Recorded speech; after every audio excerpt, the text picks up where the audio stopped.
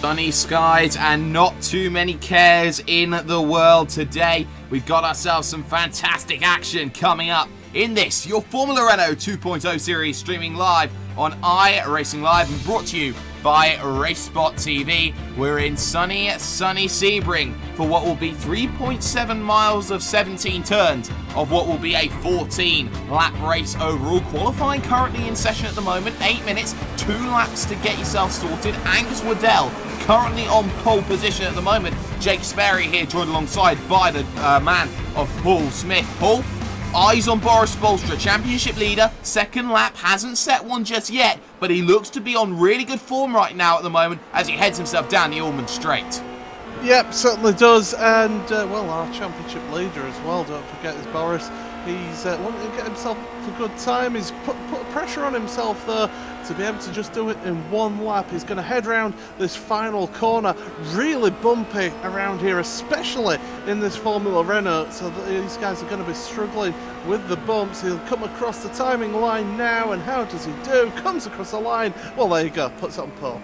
Pole position, exactly what he needs. The last of the cars looking to come through. Gonzalo Camara then in the number 8. He'll try and get himself a better lap. 59.2 goes quicker but doesn't get anything. Javier Sola does a 58.2, gets himself onto the second row. Had a really impressive showing to a third place finish at the race of Interlagos just 1 week ago. Of course, we jumped from the South Americas to the North Americas. Just looking to see who is on a lap time right now. Jose Telmo on a lap, but I'm not sure if he'll get round to the end of this one because it is a 1 minute 58 lap time coming up towards 2 minutes. But someone who is on my radar right now here, Paul, is the driver of Mark Usher. He is way down the order in 18th currently, 1:59.8. Let's see what he can do as he comes to the line on his second lap. He needs to find at least 1.5 seconds to be competitive, and he does a 1:58.2. Exactly that gets himself onto the second row.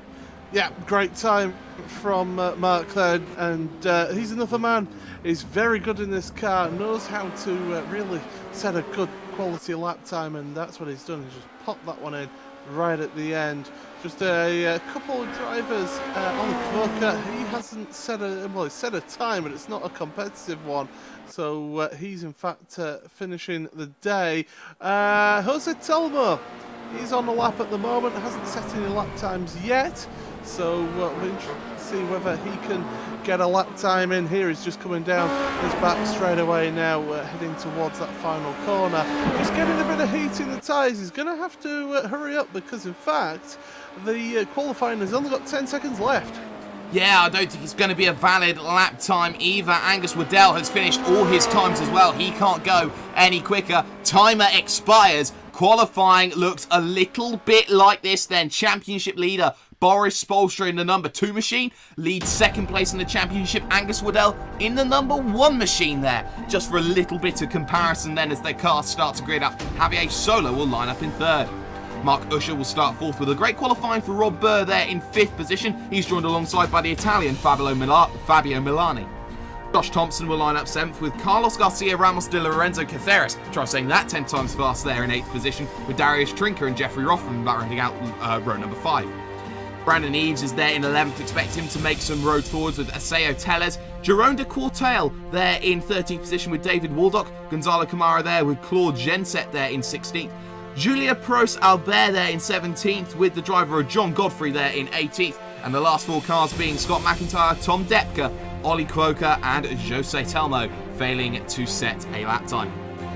Turn number 1 will instantly be a difficult corner. For those of you who have been watching the iRacing Grand Prix World Championship Series, you will know that is the corner, turn number 1, which we did see that incident between Gregor Hutu and Joni Tamala back last year. It has potential to be a difficult corner. You're going about 3 wide into 2. Moving from concrete to asphalt is always going to be a difficult challenge, especially on an old airbase like this. It's pretty much, you could say, the American equivalent to Silverstone in terms of its geographical sort of context. So there's a lot that can be done here around a circuit like this. Just about 30 seconds then we're going to wait for cars to grid up. Still waiting for Angus Waddell. Mark Usher we are still waiting for as car engines start to rise up around a circuit like this. Interesting to note here about track conditions. It's 100 degrees Fahrenheit exactly in the track. 73 degrees Fahrenheit in the air with winds coming from the northeast at about 6 miles an hour. A little bit blustery, might have a little bit of effect on these cars. 14 laps, no pit stop, and you've got to keep an eye on that 17 limit incident that we have around a circuit like this, because engine notes now will go up in the air. The halfway stage of the season gets itself underway. Who will take the momentum into the second half? Spolstra gets an okay start, but Waddell gets a better one. Hard to the inside goes Spolstra in the Scuderia Leone car. They're going to go side by side, 2 wide, 2 deep, into turn number 1. And it's going to be Spolstra who holds out for the moment. Usher takes the uber wide line and has to fall back into line into 4th position. Waddell will continue to go side by side into turn number 3. Very bumpy in this part. And you can see Usher under threat as well. Spolstra holds on for the moment there, Paul. Yeah, fantastic start for everybody then. Everybody making it through turn 1 and turn 2 as well. So good driving from these guys, but well, Waddell at the moment he's looking dangerous. He's wanted to get that lead from Boris Spolstra, but Spolstra, great one off of the front of the grid, and he's away at the moment. And Waddell under a bit of pressure at the moment from Xavier Sola. Yes, he certainly is right now, but there's some side-by-side behind. Fabio Milani there with Rob Burr. Oh, we've had an incident. And we have had an incident. Paul, what's gone on? The 10 car and 19, they've gone and had a little bit of an incident, a tete-a-tete, shall we say, at the exit of the hairpin then. And in fact, yeah, just getting up on 2 wheels and around they go onto the inside, just the 2 of them involved. So, yeah, 2 cars at the back, they're pretty much done for today. Replay was there up on screen. We are going to go back live now. That was Asio Teles and Jerome de Quartel getting into a little bit of fisticuffs then early on. Spolstra holds the lead at the moment here as they head through Le Mans corner here. You can see very difficult. They run all the way out over the white line to bring themselves as much an advantage back into it. And actually, Mark Usher runs wide there through that corner. He'll sacrifice all his momentum. That's going to allow the 20 of Josh Thompson to come back in. And look at that. Hard to the right-hand side as they head to the sunset bend. Here, a million different lines. Which one's the quickest? Nobody knows. Thompson gets it there just before the corner, but Usher will try and throw one back down the inside. That won't do any favours for him. Thompson up 3 for the day then as they come to the end of the first lap, Paul. Yeah, good first lap then for Thompson. He is going well. We've got cars going 2-3 wide further back as well. It's fantastic action, brilliant stuff here, and that's what you always get with this Sebring track, with a car coming onto pit road as well. So that's one of the cars involved in an incident earlier on, but they're going 2 wide through turn 1 as well. There's cars on the grass and there's contact and up and over, and that's well, that's your 14 car of Lorenzo Carreras. And oh, we've got a big crash here. 4 cars involved in this one. Yeah, 4 cars involved. Scott McIntyre, certainly one of them. Replay then up on screen. And the 2 cars involved at the very beginning then. Brandon E's running wide, coming into Carlos Garcia Ramos, De Lorenzo Thatheres then. And it all kicked off afterwards. Waldock then trying to get around it. It all ended in tears. And that has caused a sizable chunk then in the middle of your field. Thank God it's sim racing. Otherwise, we could have a hefty medical bill on their hands. Darius Trinker, though, looking to go to the inside of Rob Burr, then sends one at Cunningham to try and go down the inside. And he'll get the move into the 90-degree right-hand corner. And he'll try and hold it again through this left-hander. And he holds it for the moment. Great move then from the number 9 machine.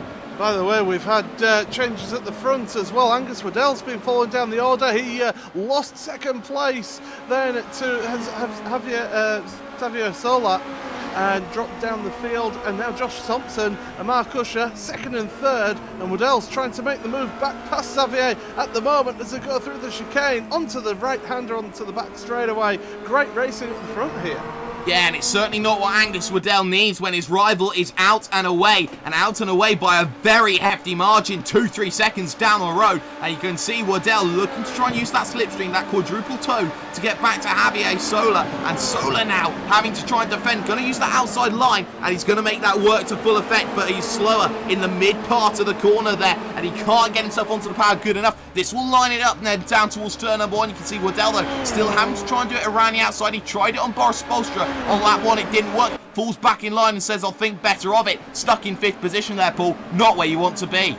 No, especially not when he qualified so high up as well in that 2nd place. So Waddell, he's going to have to be a little bit patient. There's still time in this one. We're only on lap 3 at the moment, but he just seems to be having a few issues here in this early part of the lap. Oh, Sola getting a bit out of shape on the exit there of the corner onto this long sweeping right-hander heading down towards the hairpin. Waddell not able to get close enough to be able to take advantage of that, but Sola really is pushing hard. He wants to get with Mark Usher, Josh Thompson. Look at that at the front, Spolstra already 3 seconds ahead.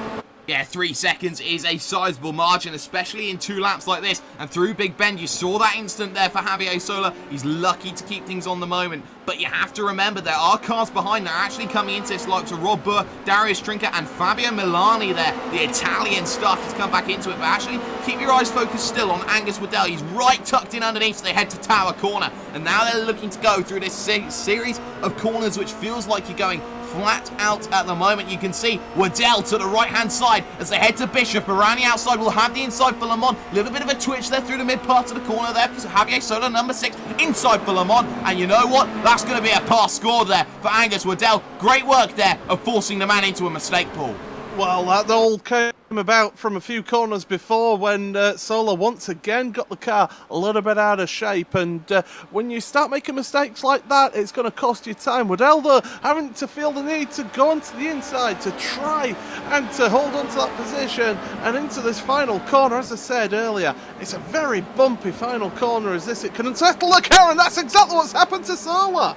And Sola's so lucky there because Fabio Milani almost into the back of him. He loses 2 positions. Darius Trinker will come through as well. But Javier Sola lives to fight another day in the pack. it has meant that there has been a sizable gap, 1.4 seconds now, between Waddell and Usher at the moment. That is really going to become sizable later on in this race, especially with the fact that Usher will want to get past Josh Thompson as quickly as he possibly can, who was 2/10 slower that last time by than Mark Usher, but still, the train will develop, and that will be something to look out for here later on in a race like this. You can see Javier Sola now will need to try and fight back through this field ball, and when you make a mistake like that, it's very easy for the red mist to start to descend. It's all about keeping calm, especially inside a car like this, which can bite at you at any given moment as he misses the apex. Oh, Trinker losing the back end a little bit on power on the exit at that hairpin, and that's going to give Sola the opportunity to put the pressure on. But Trinker, we saw earlier on in the season, can defend positions, but Sola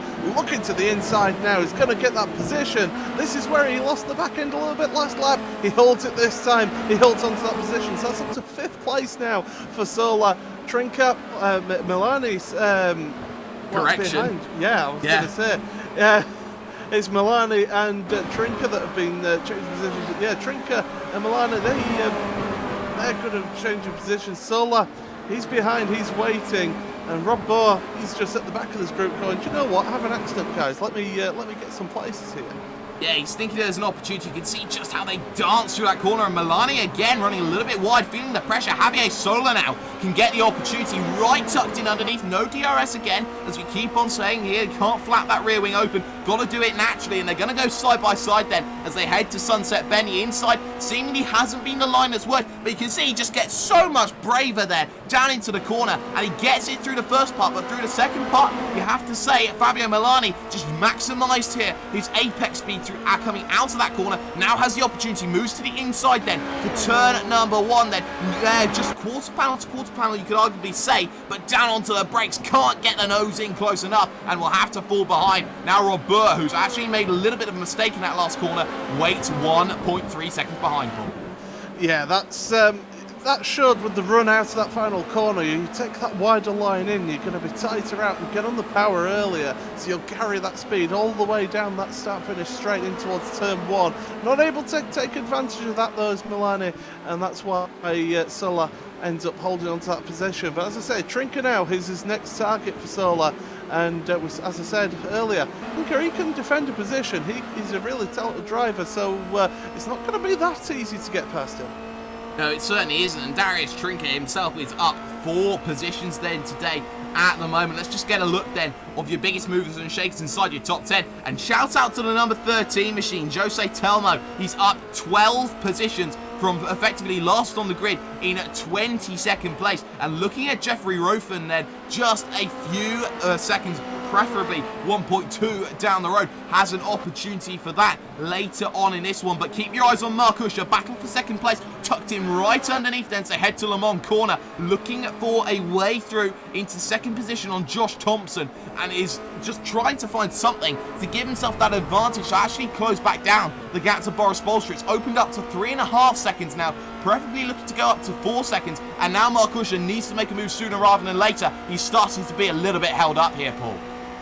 Well, they're saying that last lap Usher was a 1/10 of a second slower, as Usher's looking to the inside of that final corner, but you can brake so light through there and carry the speed on the apex. You want to carry as much speed as possible through that final corner, because that affects your top speed all the way down the start-finish straight as well, as Usher in that slipstream, in that draft, looking to the outside, trying to take the wide line in, trying to take the tight line out. That'll give him the inside. Thompson holding on to that position, very aggressive defending of position there, all clean. And Usher, well, he's going to get a bit more frustrated behind. Meanwhile, Sola has made it past now Trinker as well. In fact, Trinker's lost 2 positions. Milani has made it past as well.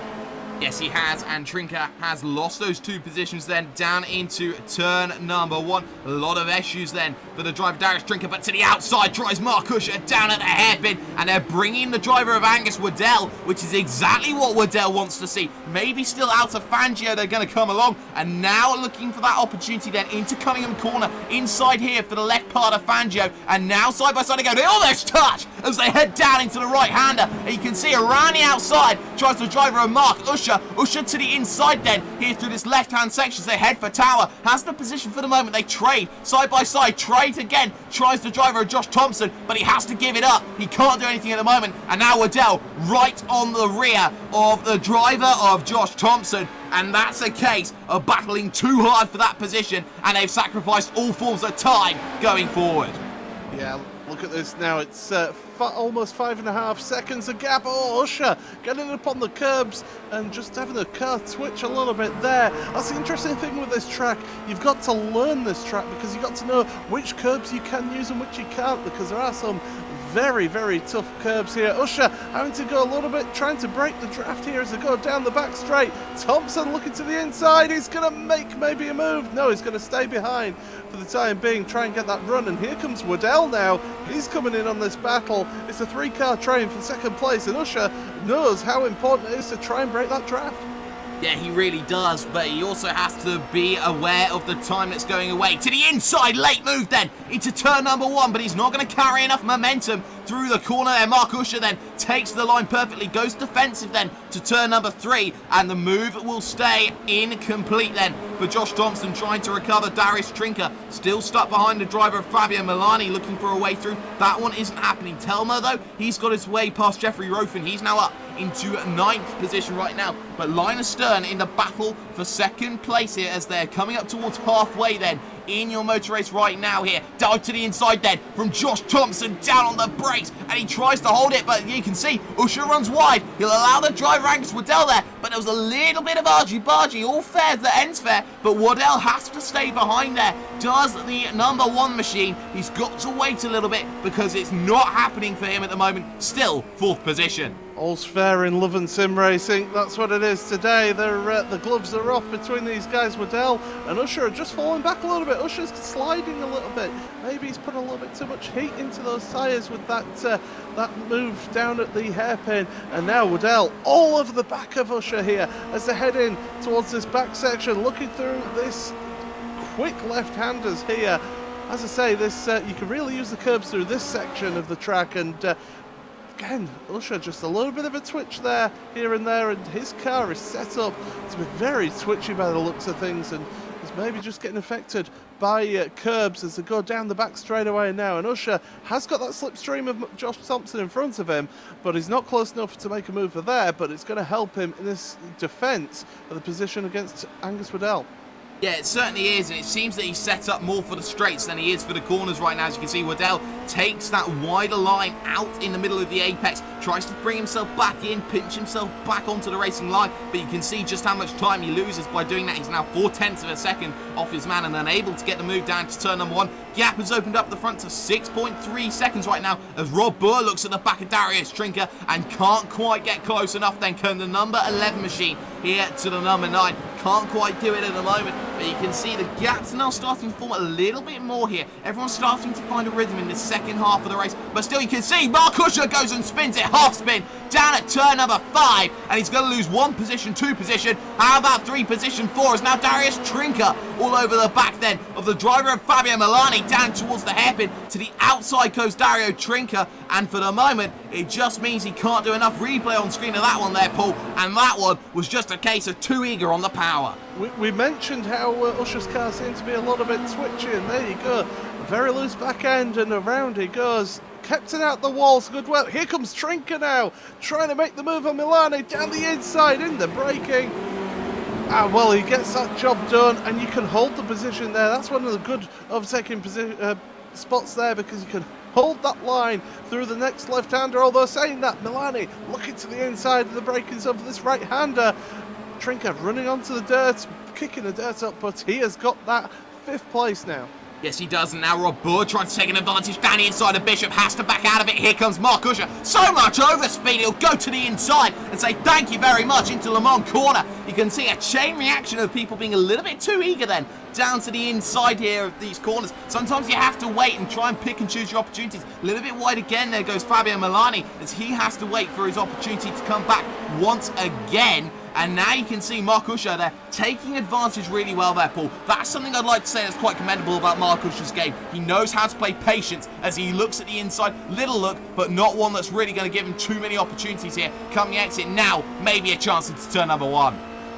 It's a tough opportunity into turn 1, number 1. You've got to be brave for this corner because it is so wide, but then it narrows down, and here comes Usher then looking to the inside. He's got the speed, getting that move done. Great work from Mark Usher. He's just shown what I mean by you've got to be brave there, and you've got to hope that the guy alongside you cooperates with you, and Milani does just that. So Usher now back up to 6th place, but really he should be further up. He should be up in 2nd place, really.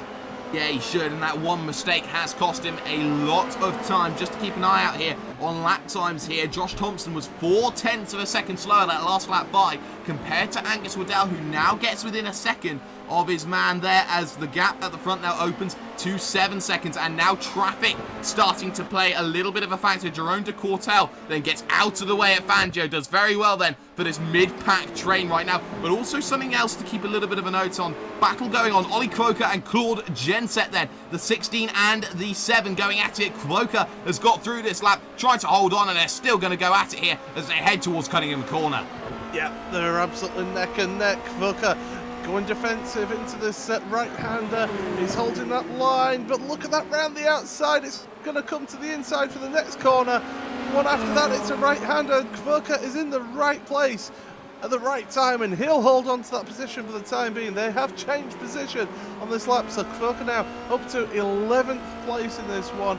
And Claude, well, he's going to get the bit between his teeth, hang on to Quoker head, and just try and make the move back on the next couple of laps.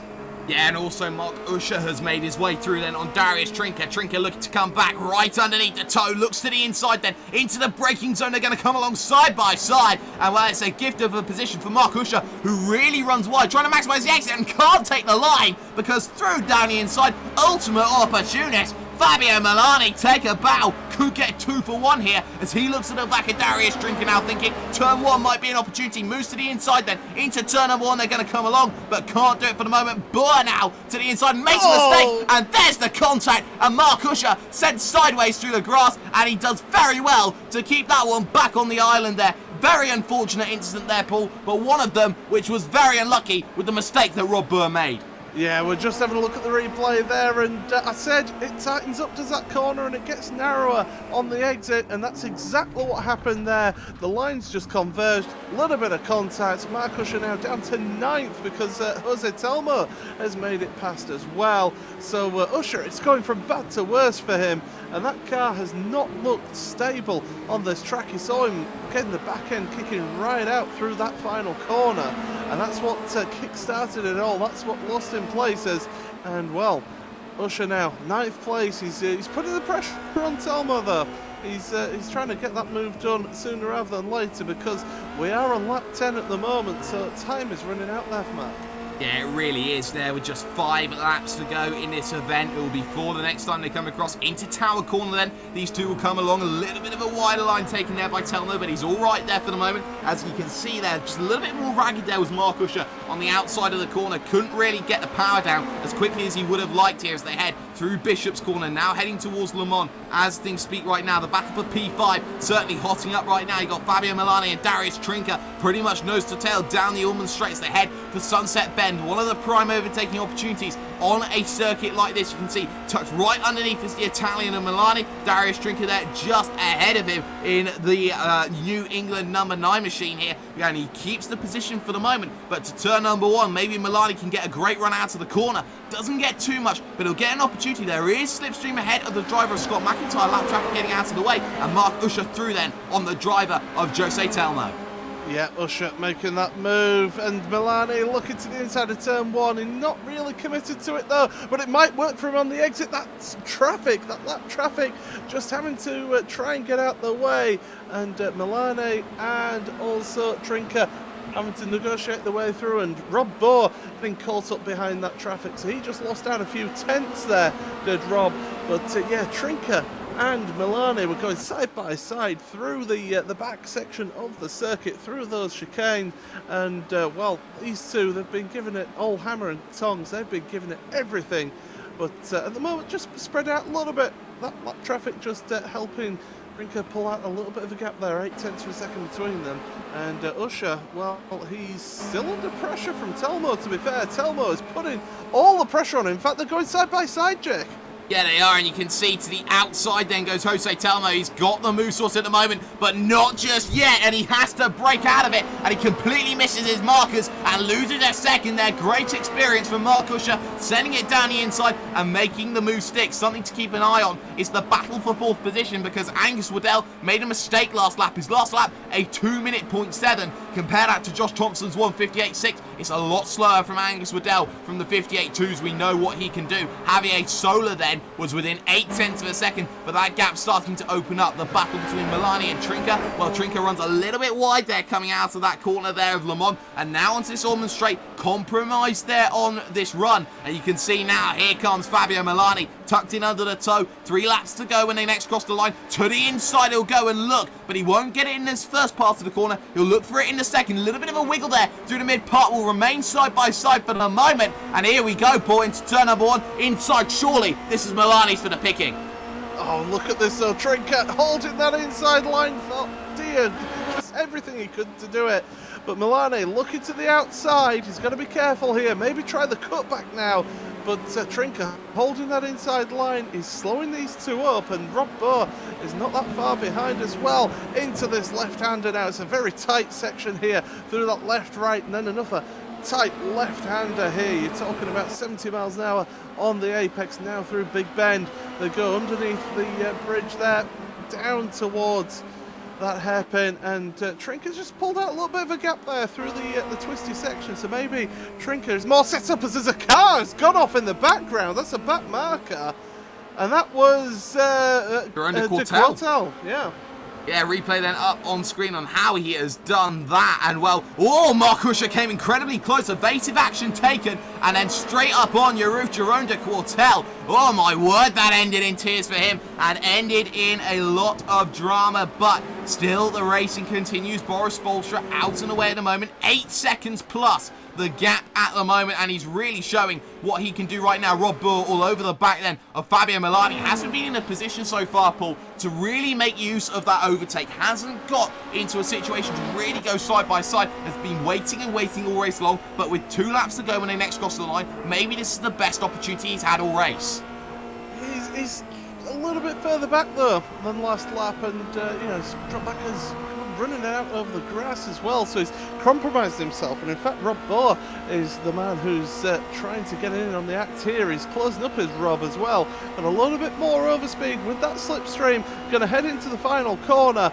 Very tricky braking. It's easy to just snatch a front brake there, or even the rears when you're changing down gear as well. And Milani just running a little bit wide on exit, trying to carry as much speed as they go on the straight now. Across the timing line, we've just got 2 more laps, and here comes Rob Bohr looking to the outside. Once again, he'll try and take that wide line, but that wide line's not really worked for anyone so far today. But he's trying to get the cutback. Doesn't get it work this time. No, he won't, but he'll try and look to the inside, but he has to back out of it there into this very bumpy one-line suits all section here. 3, 4, and then turn number 5 you come in, and then you can get onto the power and back through this section. They come along here, this technically outfield section. You could kind of half argue right now, so you look right now at this field starting to split open a little bit. Jose Telmo is back ahead of Mark Usher right now. He's made another small little mistake there in the opening half of this lap. Let's try and find where he has done that one. And, well, that was a very clean overtake then. It's come out of Sunset Bend. All the worries there for Mark Usher. So, a lot going on in the last 2 laps, Paul. And for Mark Usher, not exactly what he wanted this late in the game. No, and he's already a second and a half behind. Maybe he's overheated the tyres, and Milani has actually made a little bit of a mistake there by the looks of things. He's been taking a trip to the grass, and what on earth happened there? It's going into the hairpin. Car snaps onto the grass, and you know what? Rob Bohr followed him as well. He tried to avoid it, and both cars avoid the barrier. This is bringing Telmo now in to try and maybe catch up and have one little chance at that 7th place. Also keep your eye on Mark Usher as well here, because Jeffrey Rofen is coming up on him like a train on rails right now, and is tucked pretty close then to the driver of Mark Usher right now. Will look to try and make that move in the next few sections. What this has done is completely open this field then as we head to the final lap then of this race right now. Boris Spolstra then leads this one here by a sizable 9.2 seconds at the moment as he heads around Big Ben, but we're going to focus just for the moment here on this 2-minute lap on Mark Usher in the number 3. He's got to hold off the charge from Jeffrey Rofen then as they head towards turn number 1, this big 3-into-2 corner that goes along right now. You can see he's all over the back of him looking for a way through here. It's the number 18 machine, tucked right underneath. May look to the inside at turn number 3. No, he'll wait on it here in this bumpy section. We'll have to try and find it somewhere else. It'll be interesting to see what damage Mark Usher has on the car. That might be something that will play into its effect, and for the moment it seems that bent front wing is the real order of the day. He will be compromising the corners and also on top speed as well. That's something to keep in note as they head here into this next right-hander, and it might be that Rofen is waiting for an ideal opportunity right now as the driver of Boris Spolstra heads himself through Tower Corner right now, has passed that in through Bishop then as he's got himself just a few corners to go in this event, and for the moment it seems that there's not much more that can be done. Mark Usher just holding the defense there nicely. Jeffrey Rofen can't quite get close enough, isn't in tow range. It will be interesting to see what happens from a driver like that, but it's been a spirited drive out and away from Boris Spolstra, who just has that one final corner to go of Sunset Bend. Into the right hand he'll come along, and there's a reason why he's leading the charge right now for the Scuderia Leone team, and he'll take the big advantage as he heads to Zolder next week. A big win for Boris Spolstra in dominant fashion. Fantastic result. Second place will go to the driver of Josh Thompson, up 5 positions for the day, and Angus Waddell recovers to 3rd position overall. A fantastic race that we have just seen, and that battle will continue on to the final lap. Mark Usher then going defensive with Rofen on the outside, and they get close. Little bit of contact between the two, but that is going to be the disqualification for the driver of Mark Usher. Hit 17 limits, and Jeffrey Rofen will take that position overall, Paul. Yeah, it's just really not been his day at all, and well, that capped it off for Mark Usher then. Absolutely disastrous day for him, but Jeffrey Rofen, great job to try and get that position, and ended up in that 9th place. So big moment there. Mark Usher, one of the top drivers, having just a nightmare of a day. Yeah, he really did, and well, Mark Usher's season is now starting to wane a little bit. He'll need to find a little bit of luck somewhere if he is going to get himself further up inside of those points. But for Angus Waddell as well, he's lost himself quite a little bit as well. Just got the last couple of cars then coming to the line quite close. Tom Depka is the last of the cars on a leading lap right now. Gonzalo Camara just ahead of him. So this will be your official classified results as things stand. Boris Spolstra then takes a dominant victory here at the circuit of Sebring. He'll take the win over the number 20 machine of Josh Thompson by 9.8 seconds come the end of this race. Angus Waddell will come home in 3rd. 4th place will go to Javier Sola, doing a great job to recover from his incident. Darius Trinker then in 5th, unchallenged in the last 2 laps, with Fabio Milani and Rob Burr 6th and 7th. Here's Jose Telmo, the biggest mover and shaker, up 14 positions and potentially driver of the day in 8th overall, with Jeffrey Rofen finishing 9th after that incident with Mark Usher. Paul Genset will round out the top 10 with Oli Kvoka there in 11th. Carlos Garcia Ramos de Lorenzo Caceres there in 12th position, with Gonzalo Camara 13th and Tom Depka 14th. And there in 15th position, Mark Usher disqualified on the final lap. David Voldock there in 16th position, with John Godfrey and Scott McIntyre, and also Brandon Eads 1 lap down, and the cars that failed to finish, Jerome de Quartel, Julia Prost Albert, and also Asio Teles on what was the 2nd lap of this event. Well, we are going to step aside for just 1 moment's time here, ladies and gentlemen. When we come back, post-race coverage here on your Formula Renault 2.0 series after these few messages. Don't go away.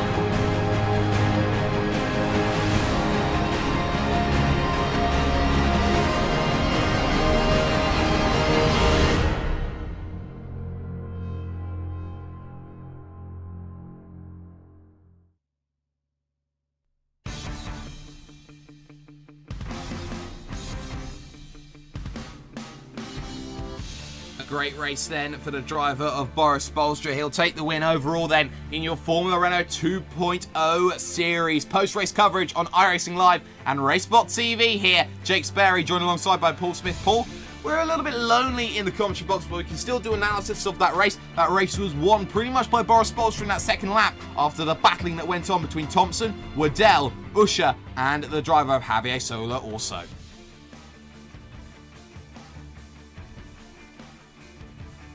Yeah, Paul, I am talking to you there just a little bit, but you know, you see this. Sorry, no, sorry, I have a few technical problems on my end. I didn't hear a word you said then.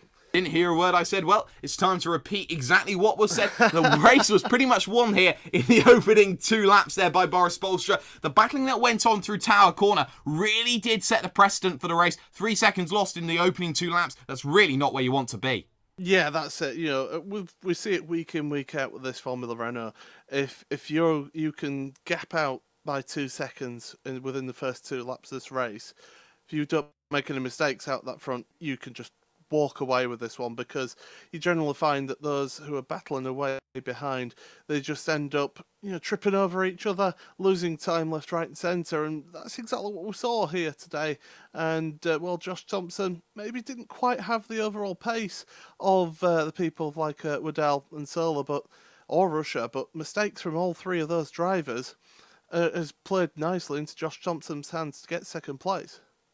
Yeah, it certainly has, and these one small mistakes that you're seeing from these drivers may be something they need to try and eliminate from their game. You are starting to see them cost points, especially in a big race like this where you need to get as many as you can. That might come into effect later on in the championship when we do get to the clutch season.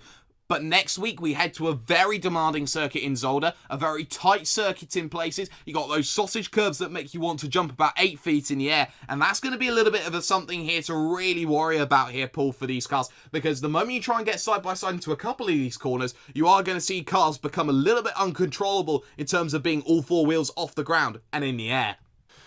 Yeah, you've got to avoid those curbs, especially at that first chicane. You know, that is just an absolute nightmare of a chicane, is that one. For in a car like this, if nothing else, it'll damage the car as well. So you really got to be careful there. But you know, with this car around Zolder, you'll want a good change of direction in that car. You'll want a bit of more downforce than maybe you'd run here, where you want a bit more top speed. But it's going to be tough racing. It's a narrow track. There's only really a couple of overtaking opportunities as well, maybe 3 spots that you can overtake at. So overtaking is going to be tough, and we may see a few incidents.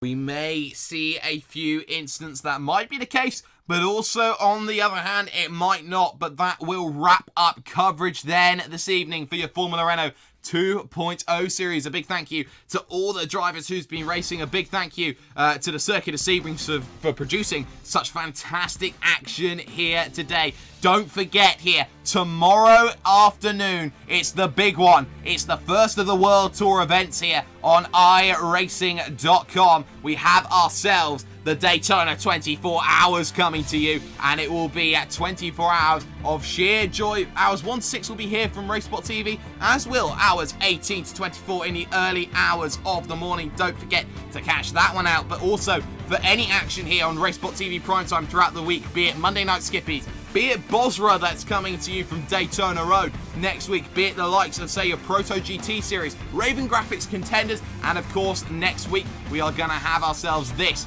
your Daytona, well, not even Daytona, your Formula Renault 2.0 series, if I get my words a little bit muddled up. We still have that to go. And also your Skip Barber 2K World Cup as well. That's been Paul Smith. I've been Jake Sperry. Spolstra's Land is there again. And we are going to see some more fantastic action moving on into the second half of what has been a truly wondrous season. Good night.